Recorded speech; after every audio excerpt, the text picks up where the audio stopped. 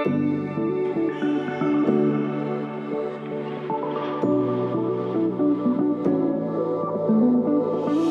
everyone, and welcome to the Missing Link for SLP's podcast. I'm Maddie, and you are listening to an episode in our podcast series, Oh, the Places You Will Go, an SLP Spotlight, where I get to interview speech pathologists who have interesting positions in our field, from the very basic to the most interesting spots, places, people they work with, and all of that in between. I get to have the fun of just chatting with these SLPs, finding out what they do, how they got their jobs, and any words of advice they have for other SLPs. So listen as we explore all the wonderful things an SLP can do.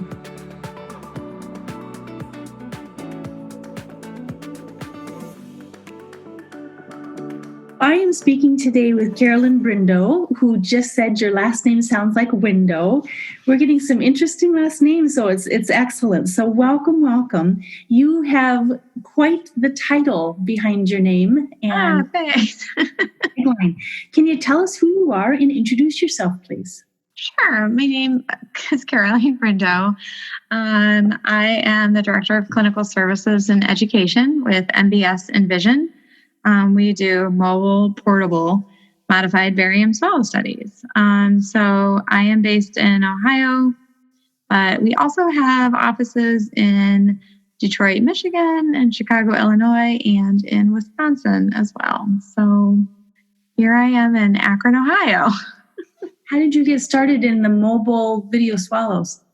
Yeah, so actually I have always loved modified barium swallow studies. I had decided to be a speech pathologist when I was 16, and I thought I wanted to work in the schools. My mom's a teacher, so I thought that would be great. And then I did my student teaching in grad school, and I did not enjoy it at all. So I was kind of having this crisis, and I then was assigned to an LTAC for my medical placement. And the LTAC that I was assigned to had a huge vent trach population, and I loved it. And then one day we had a fellow who was on a vent, and he needed a swallow study.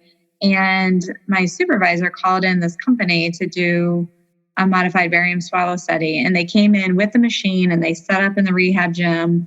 And I remember looking at that speech pathologist and thinking, like, that's it. That's what I want to do one day. So I got hired by a hospital. I worked in the hospital for about 8 years. And then literally one day I called MBS Envision, and I asked them if I could work for them. And they were looking for somebody to work a day a week. So I took that job. And then I've been with them for about 14 years now. So, yeah. What was it like transitioning? How many years did you have in the first setting where you were at? And then what was it like transitioning into the mobile video swallow position? So I worked in a hospital for 8 years. And then I also worked, it was a small rural hospital. So they contracted us out. So ironically, they contracted me out to a school system, which was not what I wanted to do, but I stayed because I was doing their modified barium swallow studies in-house also. So, and then I did some PRN and weekend work at several other hospitals doing their modifieds for them, because it's just been something that's always been a real area of interest for me. And then transitioning, the really difficult part, and this is something I still struggle with, is I do miss having these long-term relationships with patients. I kind of swoop in, assess their swallow, give them tons of information, talk to the facility therapist, and then I leave. And I don't always get the follow-up. And I really I love working in long-term care. It's one of my favorite populations for sure.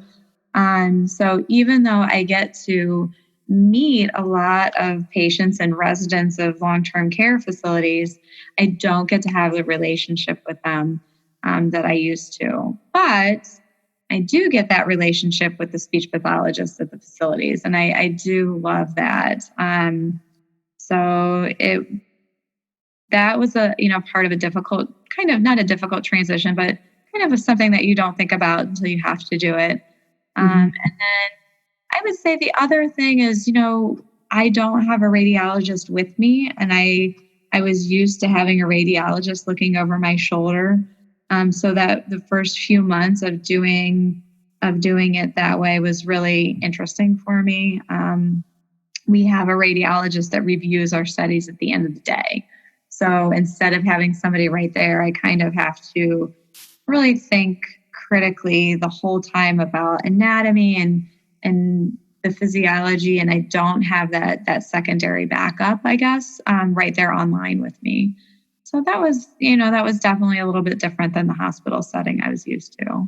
How did you build your confidence in that setting without? So I had been doing, like I said, I've been doing swallow studies in a lot of different hospitals at that point.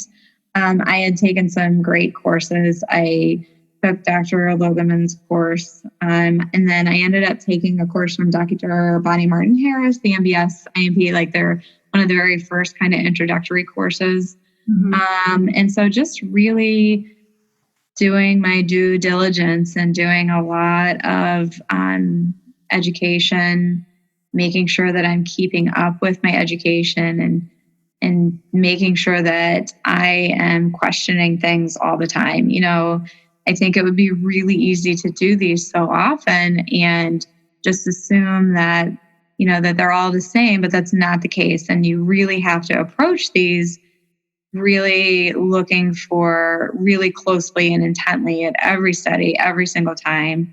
And so I think that was actually a good transition for me because it really, I feel like, focused my attention more. So good words of wisdom. Somebody who wants to be moving up. A lot of the listeners to this podcast are in grad school, or they're shifting into their clinical fellows, or they're wanting to shift from maybe a school setting into a medical setting. What words of wisdom do you have for them? I think, like I said, going back to education, I mean, I've been in the field and practicing for over 20 years. And, this is the time where we have the most resources at our disposal. There are so many good forums. There's so many good groups out there that provide excellent education in dysphagia. There are so many leaders in our field that are doing such a good job of educating us, and we need to pay attention. And listen. I think we forget sometimes in swallowing that it's a really young field. I teach courses sometimes and I tell the students that my job didn't exist when I was born. It's relatively new, so it makes sense that things are changing.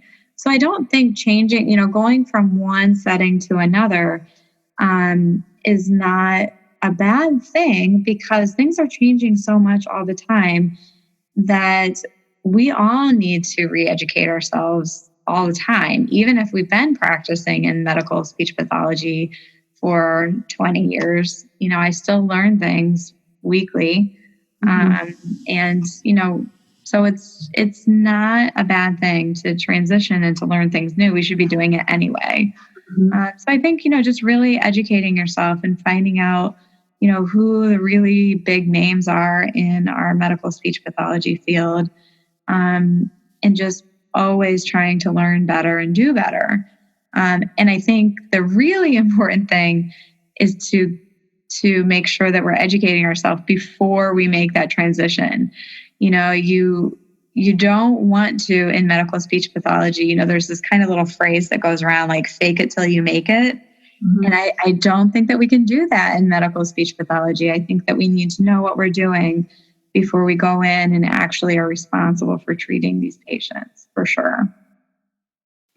Tell us, I totally agree. And sometimes I know when I do my chart reviews for my modifieds, I think, this is going to be, I can expect this. And then the patient comes in and they present differently. Right. And this is not what I was expecting.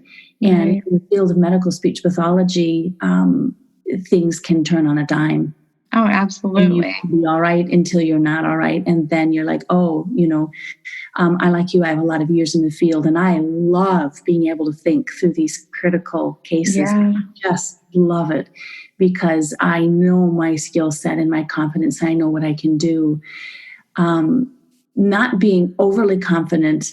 You never want to be overly confident as a therapist. That is so important. That's so important. Understand what you don't know, but yeah, being prepared by the time you go in. Right. And I think, again, having the self-confidence to say, I don't know, or I'm not sure, but I will get back to you. I will find somebody, looking for that mentor. I think that is really important, because what we don't want to do, like we said, is you don't want to treat somebody just on your gut feeling if you're not sure. You need to find out. We need to make sure, because the decisions that we make in medical speech pathology can be life-altering for patients, whether it's, quality of life or it's their medical course of care. It's just not something that we should be taking lightly. So being able to say we don't know and finding out before we proceed is critical. For all of us, not just people that are new to the field. Right. That's one of the defining things that I see between clinicians who do have more years of experience than the younger ones. The younger ones like, oh, I know everything, and they do fake it till they make it. So it's nice to be encouraged to really look and be honest with ourselves and with those we work with. Oh, absolutely. I interview speech pathologists for positions here, and it's part of my job, and I train them. And one thing I always say is like, what's a really good CEU course that you've taken into dysphagia lately? And, because that's what I want to know is I want to know that they're still looking for things to learn, that they're still keeping up. And so if a speech pathologist tells me, I feel pretty confident in my dysphagia skills, I haven't really taken anything lately. I'm taking more classes in aphasia or apraxia. Then I get a little concerned, because I really like to hear people that are always wanting to learn more and always think they can learn more and always think they can do better. I think that's really important. So let's follow that along that line a little bit. We haven't had a guest on here who does interview other speech pathologists. So you just gave us one of the questions of, tell us about a recent course. What else do you look for in speech pathologists that you interview? So again, the most important thing I look for is that wanting to do more, wanting to look to educate themselves more, that is questioning everything, because I know that's somebody that's going to be a critical thinker. And that's what I need in particular. That's what we need as a company in particular. We need those really critical thinkers. The other thing that I will ask them sometimes is to tell me about why they're interested in swallowing and modified barium swallow studies. I love to hear people that love them as much as I do. So I really like to hear enthusiasm. And, I don't want to hear that somebody, and this seems a little, I guess, contradictory, but I don't want somebody to tell me that they're interested in them because they think they're really good at them. I'd rather hear somebody that tells me they're interested in them because they find them interesting, they want to learn more, they want to do more with them. So that's one thing that I ask. And then, the other thing, and for me, what I do during interviews is I actually have them watch some studies. And it doesn't have to be a perfect read, but I want to know that they're noticing things. I want to know that they're paying attention to details. And then in general, I look for somebody who is organized, who's on time, these are all just kind of the basic things that you'll find on, LinkedIn, but organized and on time, and, has a varied skill set too. That's always interesting to me when somebody has some different experiences with regard to head and neck cancer, that trach population. So looking for that. And again, and same thing in their education and the CEU courses that they take in. A lot of different things, not just stroke population. I want to know that they're looking at other things like Parkinson's and ALS too. What are some things that an interviewee should not do? Ooh, that's that's a really interesting question. I've looked at a ton of resumes over the last 2 weeks too. Let me think about this for a second. I think when, in general, and again, this is kind of a general answer, but um, if they come across as a little too overconfident, or if they interrupt me, or haven't done their research on the company. Also, I love to hear when people say, "Oh, I was on your website last night." If somebody comes into an interview and they have no idea that for example, that we actually go into buildings. I've had that happen, which tells me that they didn't do their research at all. That they think, most mobile modified barium swallow studies, it's a van that people come out of the building and get on the van. So if I'm interviewing somebody, I expect that they're going to know a little bit, about what we do, and they've done their homework a little bit. I really, that's rough for me, I guess, a little bit. And obviously not if they're late or if they don't show up or their communication isn't pretty prompt, that can be something I think about as well. What do you look for in their resumes? I look for again, I know this is like the dead horse, but I look for education. I look for the courses that they've taken. Obviously, we are always looking for somebody that has experience with modified barium swallow studies, because this is just a hard position to have never had that experience before. But if they've taken a course like the MBS IMP, that's a great flag for me. Again, if they've taken, and nothing against free courses. There are some, especially right now, there's some excellent free courses out there. But if they haven't taken the time to do anything other than, the free courses, that tells me that, that it's more about just getting that number of CEUs rather than getting the quality CEUs. So looking at the courses they've attended. And then obviously, like I said, a wide range of experience is something I look for on resumes. And if they're newer, looking to see that, gosh, they don't even have to get these CEU courses, and they've still, taken the online MBS IMP introductory course, or taken, they belong to the medical SLP collective, or they belong to Dr. Humbert's, her group. These are the things that tell me that even though they don't have a ton of experience, that this is definitely a big area of interest for them. And again, that interest is what I'm always looking for. Good to know. Boy, this interview's taken on a wonderful little side jump. People are really going to perk up and say, "Oh, I look at them. We're talking. Oh, this is great." Any last words about interviewing or the new speech pathologist coming on and sitting across the table from you? Yeah, I do get a lot of questions from speech pathologists, not necessarily that are interviewing, but just how do I get medical and modified barium swallow study experience in general? Like, how do I do that? And one, like I said, I said, take all these really good courses that you can. And then also looking for hospitals that are hiring PRN and trying to get weekend experience. If they're not hiring for weekend experience, getting in and volunteering or doing observation hours can be a really great way to get some experience. Obviously, it's really difficult right now, but hopefully post-COVID world, we can get back to things like that again. But I'm looking to see that they have done everything that they can do to get that experience, whether it's through volunteering, PRN, getting the education ahead of time, finding a mentor,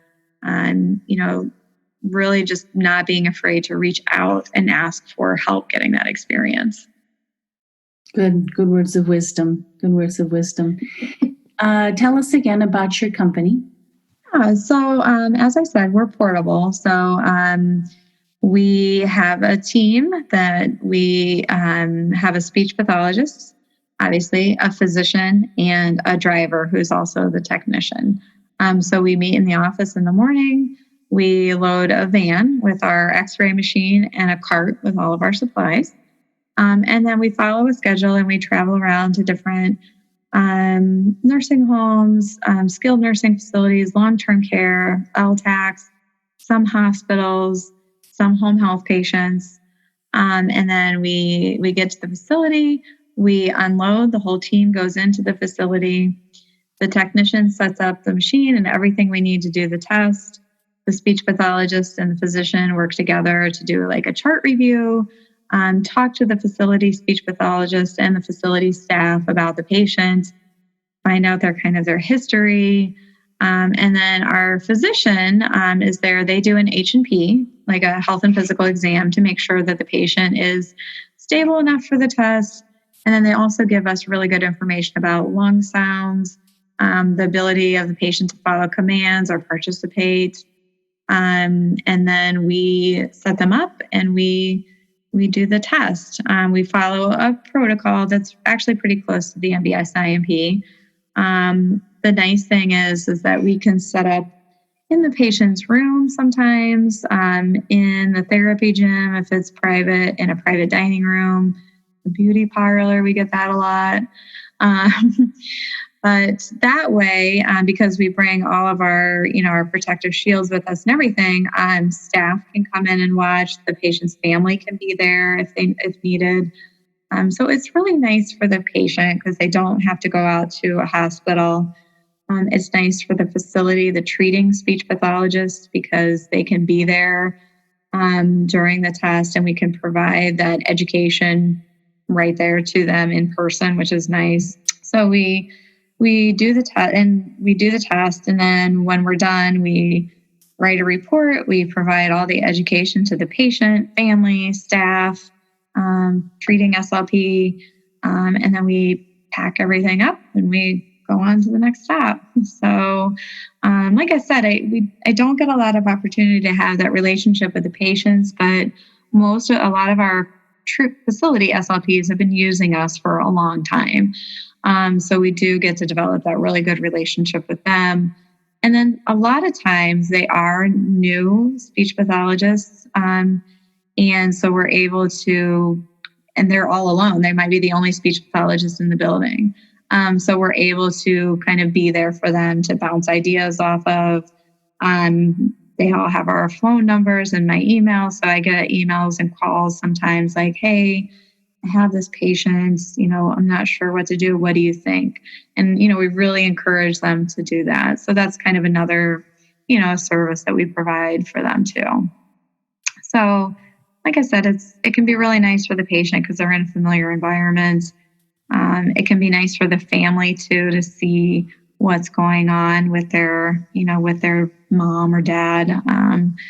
And then it can be really nice for the facility therapist too, to have nursing staff, because, sometimes a picture is worth 1,000 words, or more, in terms of swallowing. So, it kind of helps provide that visual education that we know they all need sometimes. And if you're anything like me, I'm like, come look, come see, Yeah, exactly. And that happens, right? Right. Mm-hmm. Mm-hmm. Exciting. So that's basically it. Like I said, we have actually 2 offices here in Ohio. We have an office in Detroit, one in Chicago, and then we have an office up in Wisconsin. We're just about to move into Pittsburgh, so that will start pretty soon here. So it's a great company. Like I said, I've been with them for a long time, and I'll probably stay with them forever. Lots of moving forward. Final question. Any words of wisdom for the new speech pathologist in general? Again, I think just always asking questions, always thinking critically. I mean, this field is so new compared to, being a physician or being a nurse. Like, they've been around forever. But medical speech pathology is really, relatively new. I use the term Wild West sometimes because that's almost what we're like. We're almost like in the Wild West of the medical field. Like things are just, it's kind of a little bit of a free for all. So don't be, intimidated and think that you have to know everything right now. There's so much to learn and it's changing all the time. So I think that's the really important thing, is always asking questions, always thinking critically. There's no real black or white answer to anything in this field. With maybe a very few exceptions. You definitely need an instrumental to assess following. I feel like that's a little bit black and white right now. But things are changing all the time. We're learning new things about this field and new techniques, new strategies, new ways of assessing. So just always, questioning and always getting that education. Well, thank you for your time today. No problem. Thank you so much for having me. I enjoyed it.